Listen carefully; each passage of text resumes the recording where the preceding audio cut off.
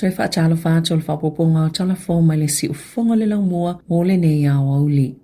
I lunga whaasala launga le Radio New Zealand, wa tā ua ia whaapea, wa whaamaunia e leo fiti, na ui atu le malaiwa alele whaavao maa loa fiti. Tau le lea e to olua Sāmoa ia na tau tino mau la muli mau, i le whaao onga o le oti le taitai o le kengi le coconut cartel, o Lorenzo le malu. Na tau tino e Joseph Vaa lua fitu tau sanga le matua i lunga o televisia Vietnam. Lona whanaina o Lorenzo le malu, i whafo le whale ainga i Ho Chi Minh City, i le aso lua sfultasi o me. O Steve Tofa lua tolu tau sanga po o tawhia, i nisi o whaasala launga, le ia tau tino lona fisosoani i le anga i o inga, na maliwa i lava Lorenzo i le mea na whanainai, e tu sai mali poti, ai o sauni Sam lua fitu tau sanga, o loo iai le potu mo ngā senga setinga ina, i le whale mai. Na lipotia fo i whaapea i ele tali tonunga o Lorenzo o le taitaile o le coconut cartel i Sydney, Australia. Na whaalia i lunga o le Radio New Zealand e le so upo leo fiti o ana nai soro. O taule le ai e to olua na ui atu i fiti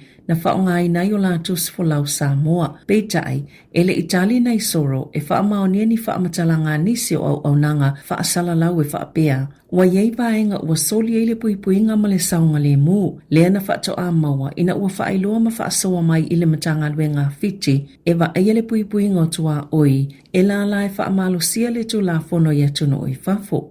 Olo ta oi whaamatalanga vaenga whaasala lau e whaapea, na whaongai taule le anitus fo lau pepelo mani ngō sise, ile malai wa alele whaavao malo i nandi fiti. Wali potia, wa ngā lulue vāvā la latana ile ofisa o leo ma le ofisa o whemalanga ingal taiminei, whaapea ma leo whaavao malo, e au fiele Interpol, e su e umanga i o inga taule le e to olua, ile taimi puu na iai i fiti. Na whaalia Dr. Ben Mostyn, o se whaia onga si nearly investe o sene i le Morning Report a le Radio New Zealand, e ono whea ngai taulele anei mal whaasalanga i le oti i lalo to la fono Vietnam, na ia whaalia foi.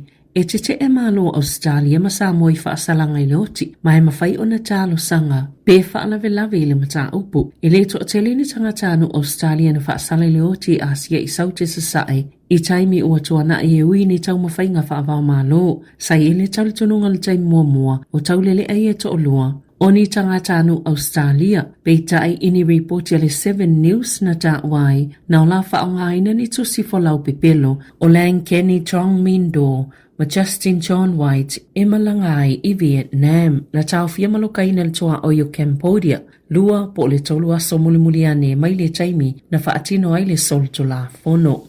Wa whaalia ni pepo whaamatalanga sa mawhaiona maua le Radio New Zealand Pacific, le tu inato se polo inga whaanatinati a le Transnational Crime Unit, i le whale tupe tu tutono Sāmoa i le asolulu, e poloka ini te o ngā tupe se ono, e ile sootanga mai o loo au fia le mta upu, le ana tupu i Vietnam. Na vawe ona whaatonuina le kōwana o le whale tupe, mai yawa a talina ainu o enari, whale tupe umai na ia tau fia te o ngā tupe a wa amatovia, whaape ma te o ngā tupe ani tangata anu o New Zealand to alua, ma se tangata Citizeni America, ma se tangata Thailand, e yeifo i se whale ta vale po se car rentals, i vai tele wali potia o looanga i ni suenga i le sootanga i lea lava mata upo.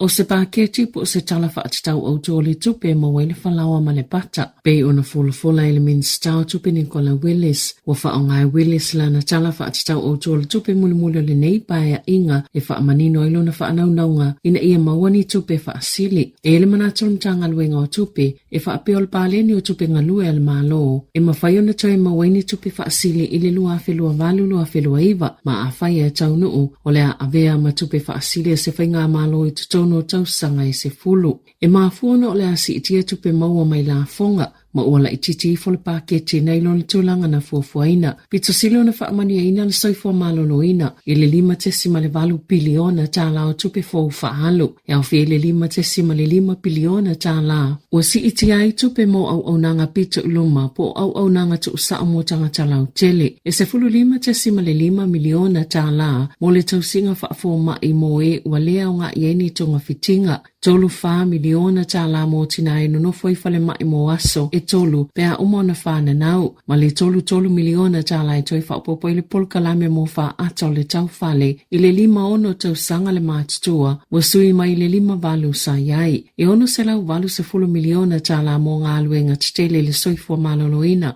Iau fie se potu fau e se lau 5 valu moenga mo le whale mai a whangarei, o ngā aluenga i Tauranga, Hawke's Bay, ma Palmerston North. O le isi iwa se lau tolu se 10 miliona tāla, o le a whaaluina ina masini fō mo ngā luenga whaafo mai, toi si itia ma whaalele e le te konolosi, whaapea manisi o mea mole soifua maloloina e lea tunuu. E tasi te sima le fitu piliona tā la, o le a whaaluina e toi whaalau te leile awala i Waikato. Ua whaanganga le malo le tasi te sima le o 5 piliona tā la i ngā luenga a le Kiwi Rail, mai le tausanga i luafe fitu i le luafe tolu se fulu, ma le selau ma le 7 miliona tā la e whaalele ai au malo no fuafi. O whaopopo tupe moa o ngā whaapea maa o ngā amata, peita i wata au fili tele vaenga saf so anil malo i whaatupe moa o ngā maululunga. 2% whaopopo i le tausanga a sau, mo tupe whaatino i ngā luenga, ai tasi te sima le 5% whaopopo i vaenga tupe moa o ngā amata.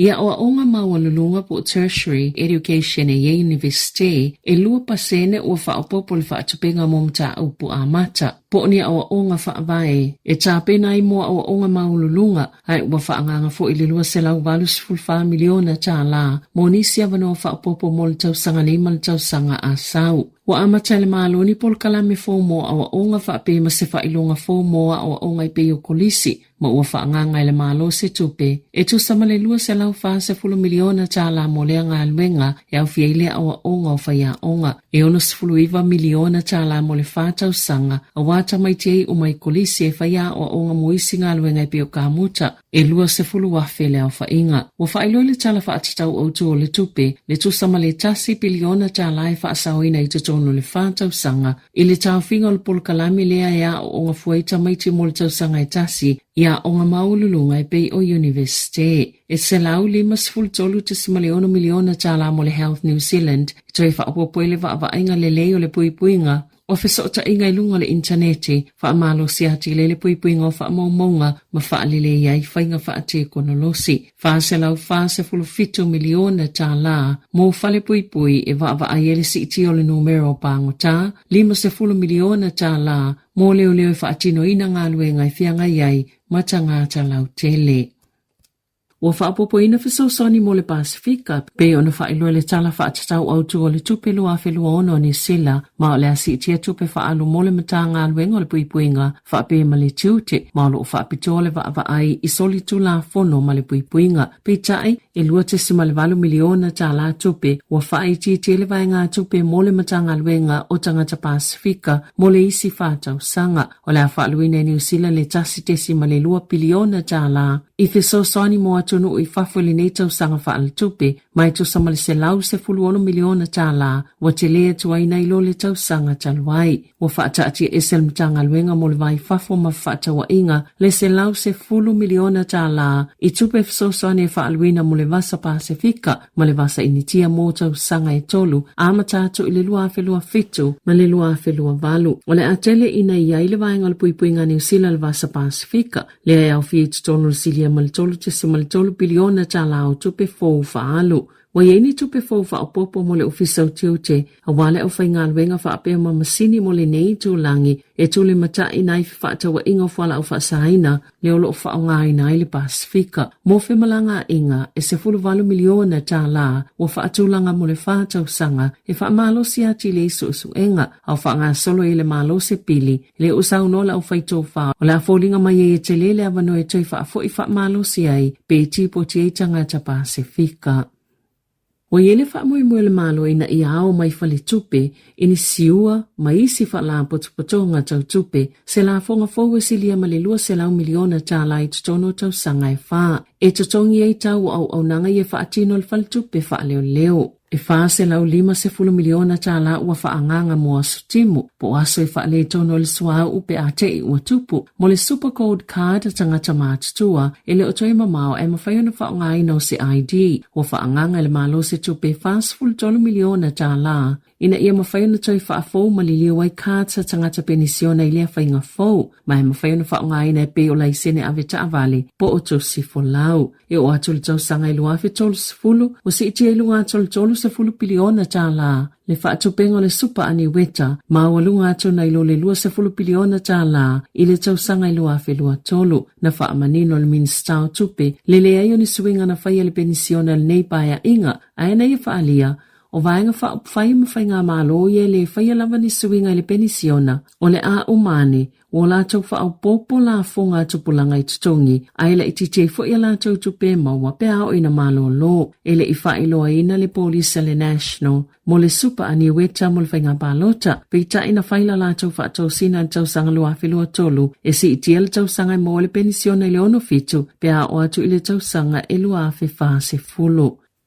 Na whaalia le tuangai o le tala whaatitau auto le tupe mo le nei tau sanga o su e i lawa i le tangata New Zealand. Le awala e ola matausi e i la tau lawa e au noa masifi soani. Tele tupe whaalu i whalepui pui ma le to tele o tamaiti o la mātitiva na sauno le taita o le Labour Chris Hopkins e le ise fuafuanga le malo o whaia iai. O le itali eina le malo le whautuanga i ngāluenga ia o vaea o au nanga i fsosone i tangata mātitua a inga matupulanga talavou si itia tau whale no fumau tutongi ma polisi mo whale wātili whainga taile soifuanga mo ainga i walu se fuluafe na sauno le so upu mo mta aptau tupe le Labour. Pese tā Barbara Edmonds e whase fuluafe tangata whaopopo ua le aini ngā luenga, talo na avea laksen ma pale mia. Lua se fulu a whea wanoa whai ngā luenga i ngā luenga whauwhale ua le ai. Ona whai unga na whaia i au nanga whauwhale. Sa wha maunia le mālua na fufuanga, o le a wha muta lava wanoa whai ngā luenga i walu a whiwhit se lau mai mata ngā luenga le mālo. Na toi sao noa Edmonds, e le o lai tamau ainga i ngā luenga i e wha muta. E le ise ngā luenga o whai e fsosoni le si tia o tau, pe o na folosia i le pāketi, to sai masa sao noa ngā Edmonds. O tua ia tamaitia o ngale whainga malo e whaapea o whaonga i la toi whaapale ni e tupe al malo ewe i le tele o lato o i tala folo iai. To tele tamaitia o ngale whaiani a lato solo tite e i a ai. O le atunu o e whailoilo lato le talia i nol fuafuanga. Peo na abe se lea wanoa lea na mawhaiona o ngā fua i le tausanga muli ia o ngā maululunga pei o universite. Sa wha mauni le tala wha atau au tō le tupe le abe se ngā lea polisi. Sa manu iai tamaitia o ngā lola tausanga muli i le universite ea o ngā fua ai. E si lea male lua se lau tamaitia o ngā whaiala la tau solo te Eden i le asoana nafi. Mana samba vali mai le University o Tako. O le whainga malo le leipa na amataina lea polisi le lua fesful valu. Sa wha atupe le tausanga mo mua o lea onga. Na toi sui le whainga malo so wha atasi, matu uanga i le tausanga muli a amata mai le tausanga taluai. Na sauno le pale mia tui o sinavi maulu matotua Christopher Laxen. E tali tonu le malo e sile le tau Filipol Kalame ai avenisi o ia tupe ia o onga o isi ngā luenga. Tala fo wia mai le si ufonga le lau mua mo le nei au auli.